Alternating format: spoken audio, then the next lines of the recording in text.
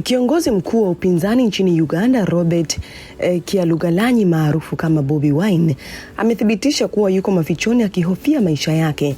Katika mahojiano maalum na shirika la habari la Ufaransa AFP, Wine ameeleza kuwa kwa sasa anahifadhiwa na raia wa kawaida katika maeneo yasiyojulikana, huku kiongozi mwingine mkongwe wa upinzani Dr. Kizza Besigye akiendelea kusota gerezani akiwa na hali mbaya ya kiafya. Bobi Wine ambaye amekuwa akiandamwa na ukandamizaji tangu uchaguzi wa mwaka 2021 amesema kuwa licha ya yeye kuwa mafichoni, familia yake imewekwa chini ya kizuizi cha nyumbani kwa zaidi ya wiki moja sasa, ikizuiwa kutoka nje au kuwasiliana na watu. Hali hii inakuja huku kukiwa na shinikizo kubwa kutoka kwa Rais Yoweri Museveni na mwanawe Jenerali Muhoozi Kainerugaba ambaye ni mkuu wa majeshi ya Uganda UPDF.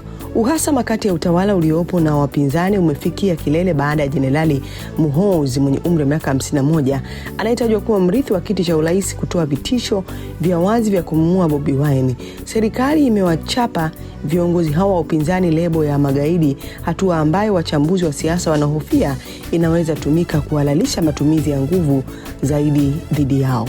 Uchaguzi wa Januari 15, 2026 uliompa Museveni ushindi wa muhula wa 7 umeendelea kupigiwa kelele na upinzani pamoja na waangalizi wa kimataifa wakidai kuwa uligubikwa na udanganyifu na vitisho vya kijeshi.